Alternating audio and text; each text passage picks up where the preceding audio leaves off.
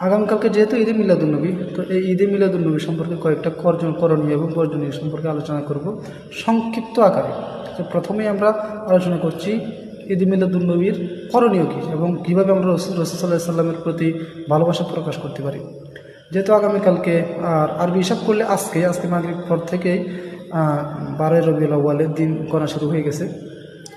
তো এই রাসূল সাল্লাল্লাহু আলাইহি সাল্লামের প্রতি আমরা যেভাবে ভালোবাসা প্রকাশ করব, বেশি বেশি দুরূদ শরীফ এবং সালাম পাঠের দ্বারা আমরা রাসূল সাল্লাল্লাহু আলাইহি সাল্লামের প্রতি ভালোবাসা প্রকাশ করতে পারি এবং বেশি বেশি নফল ইবাদত, কোরআন তেলাওয়াত এবং দোয়ার মাধ্যমে আমরা রাসূল সাল্লাল্লাহু আলাইহি সাল্লামের প্রতি ভালোবাসা প্রকাশ করতে পারি।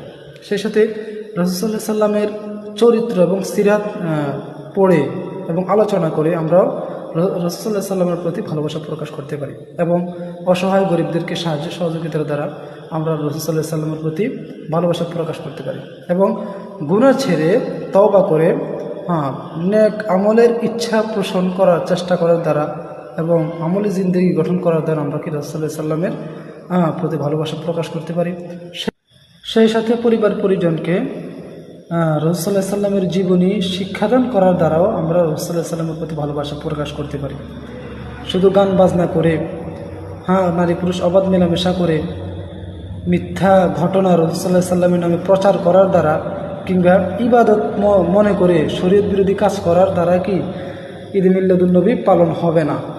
সো যে বিষয়গুলো গুনাহের কাজ, এই বিষয়গুলা ঈদে মিলাদুন্নবী উপলক্ষে কিংবা 12 রবিউল উপলক্ষে করা সমীচীন হবে না। তো আমরা যে বিষয়গুলো গুনাহের, সে বিষয়গুলো এই ঈদে মিলাদুন্নবীতে আমরা কি বর্জন করার চেষ্টা করব।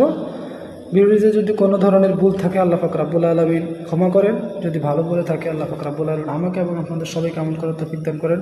আসসালামু আলাইকুম ওয়া রাহমাতুল্লাহ।